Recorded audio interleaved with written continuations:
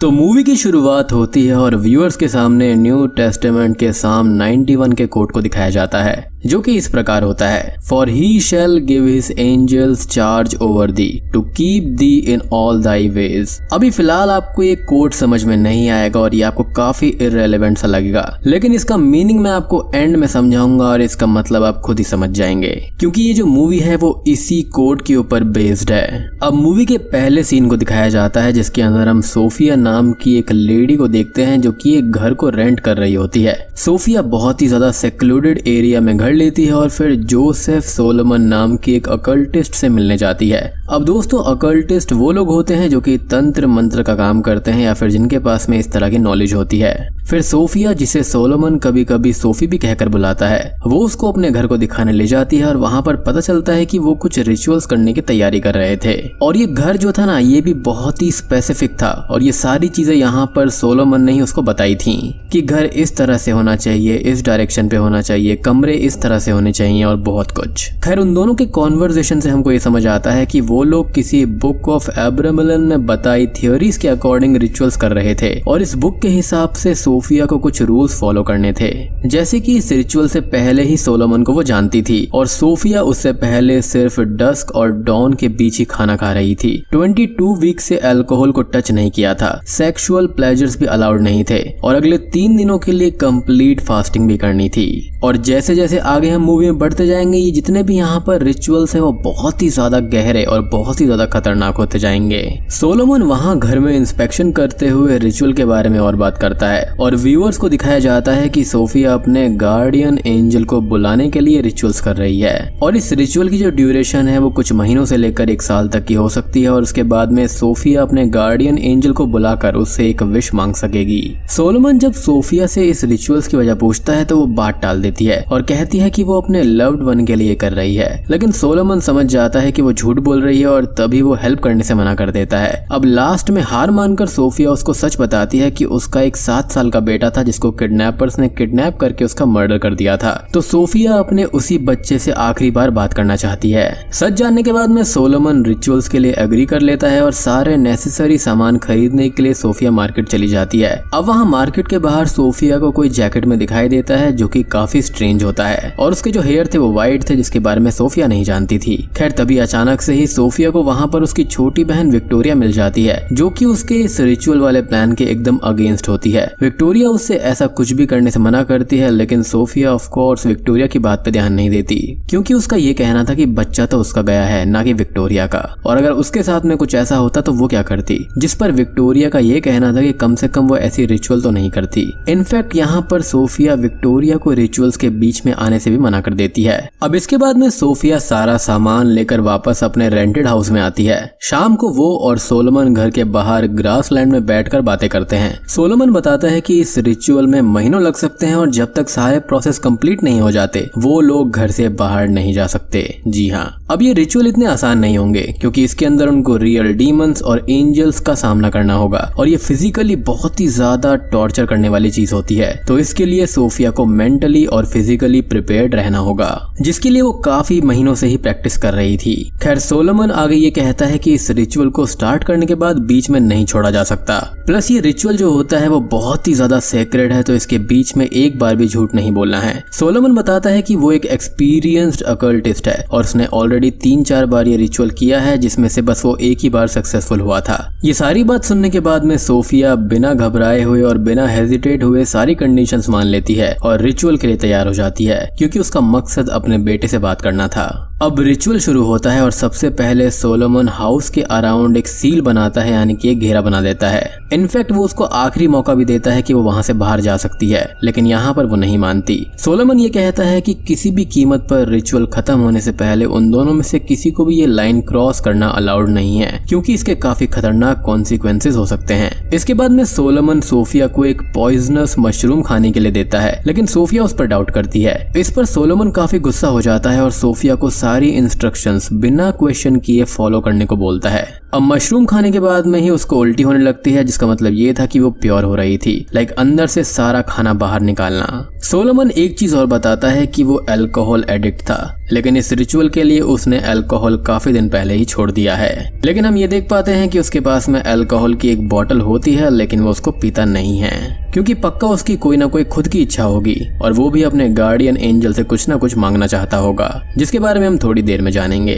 अब अगले दिन मेन रिचुअल शुरू होते हैं और सोलोमन घर के एक बड़े रूम के अंदर फ्लोर के ऊपर 5 बड़े सर्कल्स बनाता है। पांचों सर्कल 5 एलिमेंट्स और 5 रेल्म्स को रिप्रेजेंट कर रहे थे। पहले सर्कल को द चेम्बर ऑफ इफेक्ट कहते हैं, जो कि एलिमेंट ऑफ फूड को रिप्रेजेंट कर रही थी और इस सर्कल को एज अ सील यूज करना था ताकि दूसरे रेल्म से आने वाले एंजल्स और डीमंस हमारी दुनिया पे अटैक नहीं करें। दूसरा होता है चेम्बर ऑफ द सॉन्ग, जो कि फायर एलिमेंट को रिप्रेजेंट करता है और इस सर्कल की हेल्प से इनकी जर्नी कंटिन्यूअसली आगे बढ़ती रहेगी। तीसरा सर्कल था द ब्लैकनेस और the boundless and the fourth circle की बात करें तो वहां पर वो तीनों एलिमेंट्स यानी कि अर्थ, वाटर और मेटल को रिप्रेजेंट करती है और उसका नाम द टेंजिबल था। पांचवी सर्कल का कोई नाम या फिर रिप्रेजेंटेशन नहीं थी क्योंकि इसी में सोफिया के गार्डियन एंजल को आना था। सोलोमन और सोफिया को हर एक सर्कल में जाकर एंजल्स को स्टिमुलेट करना था ताकि वो लोग कांटेक्ट करें और मिडल वाले 5th सर्कल में गार्डियन एंजल अपीयर हो जाए। हालांकि सोलोमन का ये कहना था कि गार्डियन एंजल किसी भी सर्कल पर आ सकता है, लेकिन मोस्टली वो 5th पर ही आते हैं। साथ ही साथ यहाँ पर 2 और चीजें बनाई जाती हैं, एक होली ट्रिनिटी बनाई जाती है और साथ में ही एक परफेक्ट स्क्वायर।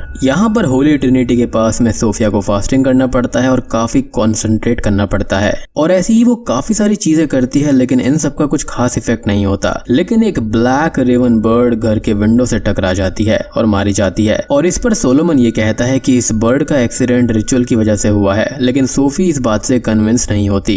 अब धीरे धीरे ये रिचुअल सोफिया के लिए टफ होते जाते हैं, बट इफेक्ट्स कुछ खास नहीं थे। इन रिचुअल्स के अंदर एक फॉरगिवनेस सेरेमनी भी होती है, लेकिन सोफिया उसे करने से हेजिटेट हो रही थी और इसके लिए रेडी नहीं थी। सोफिया का ये कहना था कि वो कुछ भी कर लेगी, लेकिन वो फॉरगिवनेस नहीं कर सकती और इसका ऑल्टरनेट ऑप्शन था कि वो किसी ह्यूमन का ब्लड पिए। तो सोलोमन उसको अपना खून पीने के लिए देता है और सोफिया हिचकिचाते हुए उसका खून पी जाती है और उसके कुछ ही टाइम के बाद में उसको फिर से खून पीना पड़ता है ताकि सच में गार्डियन एंजल को फील हो कि वो वाकई में यहाँ पर बहुत ही ज्यादा स्ट्रांग है। खैर इस इवेंट के कुछ ही दिनों के बाद में सोफिया को घर के अंदर किसी की प्रेजेंस फील होने लगती है। सोलोमन ये कहता है कि आगे के रिचुअल्स अब बहुत ही ज्यादा प्रिकॉशंस के साथ करने होंगे। घर में अनयूजुअल चीजें होने लगेंगी और सोलोमन को भी सोफिया से अट्रैक्शन होने लगी थी। सोलोमन इस बात का फायदा उठाने के लिए सोफिया को झूठ बोलता है कि as a part of ritual इन दोनों को एक दूसरे के साथ में फिजिकली इन्वॉल्व होना पड़ेगा। अब इस बात पर सोफिया नेकेड हो जाती है और सोलोमन उसको देखकर मैस्टरबेट कर लेता है। सोफिया लेकिन समझ जाती है कि ये कोई जेन्युइन रिचुअल नहीं था, तो एक्सक्यूज के लिए सोलोमन ये कहता है कि वो काफी दिनों से डिस्ट्रैक्टेड था, तो प्लेजर के लिए उसने ऐसा किया क्योंकि ये रिचुअल ऐसा है कि इसके अंदर आप झूठ नहीं बोल सकते और मन के अंदर कोई डिजायर्स वगैरह नहीं हो सकते। तो बेसिकली सोलोमन ने यहाँ पर बीच का रास्ता निकाला। ना ही सोलोमन सोफिया के साथ में झूठ बोलकर उसके साथ फिजिकल हुआ और ना ही उसने अपने डिजायर्स को अपने मन के अंदर रखा। खैर सोफिया इसे बहुत ही ज्यादा गुस्सा हो जाती है और रिवेंज लेने के लिए अगले दिन सोलोमन के ब्रेकफास्ट में वो यूरिनेट कर देती है। अब इस हादसे के बाद में सोफिया और सोलोमन एक दूसरे को डिसलाइक करने लगते हैं, लेकिन वहाँ पर रिचुअल्स चलते जा रहे थे। सोफिया अब आगे भी फॉरगिवनेस सेरेमनी नहीं करती, तो एज एन ऑल्टरनेटिव उसे सोलोमन का खून पीना पड़ता है। कुछ ही महीनों के बाद में घर के अंदर और सुपर नेचुरल साइंस दिखाई देने लगते हैं, जैसे कारपेट पे फ्लावर्स गिरे होना, घर में अपने आप ही गोल्ड ग्लिटर्स की बारिश होना। इसका मतलब ये था कि उसका गार्डियन एंजल उसकी बात सुन रहा था। खैर अब सोफिया भी सुपर नेचुरल चीजों में बिलीव करने लगी थी एंड यहाँ पर ये सुपर नेचुरल चीजें थी, ना कि डिमोनिक चीजें, यानी कि ये जो साइंस थे ये काफी अच्छे थे। अब यहाँ पर रिचुअल और आगे बढ़ते हैं और काफी दिन बीत जाते हैं, लेकिन गार्डियन एंजल के प्रेजेंस के कोई भी साइन वहाँ पर नहीं दिखते, यानी कि कोई भी स्ट्रॉन्ग साइंस वहाँ नहीं थे। अब इसी बीच में सोलोमन को ये लगता है कि सोफिया उससे कुछ ना कुछ जरूर छुपा रही है, क्योंकि अब तक तो गार्डियन एंजल को यहाँ पर प्रेजेंट हो जाना चाहिए था। कॉन्वर्सेशन करते हुए सोलोमन सोफिया पे काइंड ऑफ अटैक कर देता है ताकि वो सोफिया के अंदर की सारी बात जान पाए। और दोस्तों अब यहाँ पर हमको एक बहुत बड़ा राज पता चलता है। सोफिया ये कहती है कि गार्डियन एंजल के आने के बाद में वो उनसे विश में अपने बेटे को नहीं मांगने वाली, ना ही उससे बात करने वाली है, बल्कि उसके बच्चे के मर्डरर से बदला लेने की विश मांगने वाली थी। और यही रीजन था कि वो फॉरगिवनेस से रिलेटेड कोई भी रिचुअल नहीं करती थी, क्योंकि अपने बच्चे के हथियारों को वो फॉरगिव नहीं करना चाहती थी। इनफैक्ट उसका ये मानना था कि जो मर्डरर्स थे ना, वो भी कोई रिचुअल वगैरह यानी कि कल्ट का ही पार्ट थे और उसके बच्चे की बॉडी कभी भी नहीं मिली थी और पुलिस वालों ने भी इस केस को 3 साल में बंद कर दिया। ये सब सुनकर सोलोमन काफी गुस्सा करता है और कहता है कि झूठ बोलने की वजह से वो इम्प्योर हो चुकी है और उसने उसको पहले ही समझाया था कि यहाँ पर वो झूठ नहीं बोल सकते क्योंकि इसके कॉन्सिक्वेंसेस होते हैं। खैर अब ये सब होने के बाद में सोलोमन फाइनली दारू पी लेता है और दारू के नशे में उसी रात सोलोमन सोफिया के रूम में जाता है और उसको एक रीबर्थ रिचुअल करने के लिए बोलता है और उसको उठाकर वो बाथरूम में ले जाता है। सोलोमन ये कहता है कि इसके बाद सोफिया वापस से प्योर हो जाएगी। वो सोफिया को बाथ टब में डालता है और उसको 3 बार ऐसे करता है और जब वो तीसरी बार सोफिया को बाथ टब में डुबाता है तो वहां पर वो उसको बाहर नहीं निकालता बल्कि उसको मारने लगता है और कुछ मंत्र पढ़ता है। सोफिया लगभग डूब जाती है और अनकॉन्शियस हो जाती है यानी कि मारी जाती है, लेकिन सोलोमन उसको CPR देकर रिवाइव कर देता है। सो बेसिकली उसने उसको बैप्टाइज किया, उसके बाद में उसको मार दिया और फिर उसका रीबर्थ भी हो गया, तो वो पूरी तरह से प्योर हो गई थी। अब होश में आकर सोफिया उस पर बहुत गुस्सा करती है क्योंकि उसको नहीं पता था कि सोलोमन उसको डुबाकर मारने वाला है और वो ये कहती है कि वो ऑलमोस्ट डूब के मरी गई थी। गुस्से में सोफिया सोलोमन को धक्का दे देती है और सोलोमन एक किचन नाइफ से जाकर टकराता है और उसके स्टमक में ब्लीडिंग होने लगती है क्योंकि वो जो चाकू था वो उसके आर पार चला गया था और सोफिया तुरंत जाकर बैंडेजेस लेकर आती है। सोफिया उसको ट्रीट कर रही होती है कि सोलोमन ये कहता है कि रिचुअल अब प्योर इफेक्ट में आ गया है और ये एक साइन है सोफिया के गार्डियन एंजल की तरफ से क्योंकि ये सोफिया के गार्डियन एंजल ने किया है और सोलोमन को सजा दी है क्योंकि वो सोफिया को मारना चाहता था। इस हादसे के बाद में घर में काफी सारे सुपरनैचुरल इवेंट फिर से होनी शुरू हो जाती हैं। सोफिया को वियर्ड आवाजें सुनाई देने लगती हैं और सोलोमन का घाव भी अब इन्फेक्शियस हो गया था। सोलोमन की तबीयत भी बिगड़ती जा रही थी और एक बार सोफिया को रूम के अंदर से अपने बेटे की आवाज सुनाई देती है जिसमें वो सोफिया को अंदर बुला रहा था। घर के अंदर काफी डीमंस आ गए थे जो कभी भी सोफिया पर अटैक कर सकते थे, लेकिन यहाँ पर सोलोमन ने उससे कहा था कि इस तरह की आवाजें अगर उसको आती हैं तो वो गेट को बिल्कुल भी ओपन ना करे क्योंकि वो उसका बेटा नहीं बल्कि डीमंस थे जो कि उसके बेटे की आवाज को रेप्लिकेट करने की कोशिश कर रहे थे। क्योंकि ये हम सब जानते हैं कि डीमंस बस ह्यूमंस को एक वेसल की तरह यूज करना चाहते हैं। अब सोफिया सोलोमन को एक बात और बताती है कि वो अपने ड्रीम में अपने बेटे को देखती तो है लेकिन उसका चेहरा उसको दिखाई नहीं देता और एक लेडी उसके साथ में होती है जो कि काफी बूढ़ी है। अब फाइनली सोलोमन अपनी इच्छा बताता है कि अगर वो अपने गार्डियन एंजल से मिलेगा तो वो उसको ये कहेगा कि वो उसको हमेशा के लिए गायब कर दे क्योंकि वो इस दुनिया से दूर रहना चाहता है अपने अंतिम समय में। खैर इसके बाद में सोलोमन की तबीयत काफी ज्यादा बिगड़ती चली जाती है और एक रात वो बीमार हो जाता है और नींद में ही मारा जाता है। सोफिया काफी अपसेट होती है सोलोमन की मौत से। वो सोचती है कि अब वो सारे रिचुअल्स खुद कंप्लीट करेगी और उसको काफी सारी नॉलेज भी हो गई थी। सोफिया अगले रिचुअल्स के रूल्स को पढ़ने के लिए उस बुक को यानी कि बुक ऑफ एब्रामलन को खोलती है, बट उसमें लिखी हुई चीजें जो थी ना वो वहां पर डीमंस ने उसको क्रॉस कर दिया था, यानी कि जितने भी वहां पर डीमंस इविल चीजें थी ना वो उसको रोकना चाह रही थी ताकि वो अपनी इस चीज को कंप्लीट ना कर पाए और अपने गार्डियन एंजल से ना मिल पाए। सोफिया अब उसमें कुछ भी पढ़ ही नहीं पाती। सोफिया घर के बाहर आती है और उस लाइन को क्रॉस कर लेती है और वो सोचती है कि वो कार में बैठकर कहीं दूर चली जाएगी, लेकिन उसकी कार स्टार्ट नहीं होती।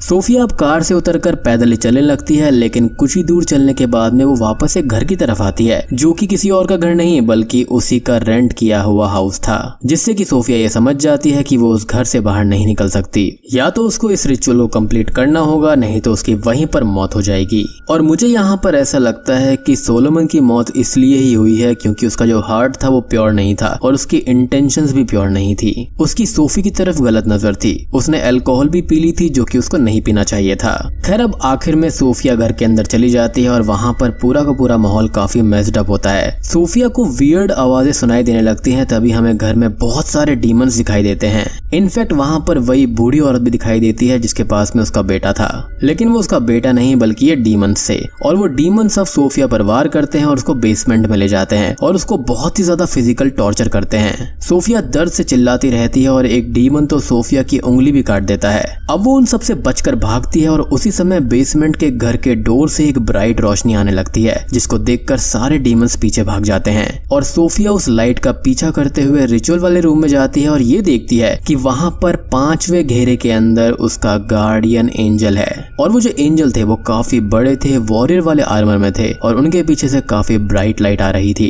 इनफैक्ट आसमान से वो गोल्डन स्पार्कल्स भी नीचे आ रहे थे जो कि उसने पहले नोटिस किए थे। अब आप ये सोच रहे होंगे कि वहां पर ऐसा क्यों हुआ था, तो गार्डियन गार्डियन एंजल ने वहां तक उसकी इच्छा को पूरा सुन लिया था कि हाँ, वो वाकई में कुछ भी अपने बेटे के लिए करने के लिए तैयार है। लेकिन उसके बाद में उसके गार्डियन एंजल ने साइन देने बंद कर दिए थे, जिसका सिंपल रीजन था कि वो फॉरगिवनेस की तरफ नहीं जाना चाहती थी। खैर, सोफिया अब अपने गार्डियन एंजल के सामने हाथ जोड़ लेती है और वो काफी बड़े और सुंदर थे। सोफिया विश मांगने जाती है, बट वो जैसा सोच रही थी यानी कि रिवेंज का, वो उसका एकदम अपोजिट यानी कि फॉरगिवनेस मांग लेती है। और फिर एंजल सोफिया की तरफ देखकर स्माइल करते हैं और कुछ मर्मरिंग करते हैं जो कि हमें समझ नहीं आती। बेसिकली यहाँ पर उन्होंने उसको वरदान दे दिया होगा। अब व्यूअर्स को दिखाया जाता है कि एंजल ने सोफी को विश ग्रांट कर दी है। सोफी के मन से भी रिवेंज की सारी फीलिंग्स खत्म हो गई थी और वो फॉरगिवनेस के पाथ को एंडोर्स कर लेती है। फिर सब कुछ सराउंडिंग के अंदर नॉर्मल होता है और सोफी सोलोमन की बॉडी को वाटर बैरियल देती है। और आखिरी में हम ये देखते हैं कि ये रिचुअल कंप्लीट हो गया था और सोफी अपने कार में बैठकर उस घर से दूर जा रही थी और वो बिल्कुल सही राह पर निकल पड़ी थी। तो उसका मतलब ये था कि गॉड अपने एंजल्स को बात बोलेंगे और उनको ऑर्डर देंगे कि जो ह्यूमंस हैं, जो कि उनको अच्छे से पूछते हैं या फिर उनकी अच्छी राह पर चलते हैं, वो उनकी हेल्प करें इस धरती पर। बेसिकली यहाँ पर सोफी अपने बेटे की मौत का जिम्मेदार खुद को मान रही थी, क्योंकि वो उसको टाइम पर स्कूल पर लेने नहीं गई थी, जिसकी वजह से वो किडनैप हो गया। लेकिन असल में वो उसकी गलती नहीं थी और उसी का गिल्ट उसके अंदर था। तो यहाँ पर एंजल और गॉड भी उसको यही समझाना चाहते थे कि इन चीजों का जो गिल्ट होता है ना, वो अपने अंदर नहीं रखना चाहिए। और मेरे हिसाब से पार्किंग के बाहर जो एक हुडिड पर्सन था जिसके हेयर वाइट थे, तो वो मेरे हिसाब से सोफी का गार्डियन एंजल ही था।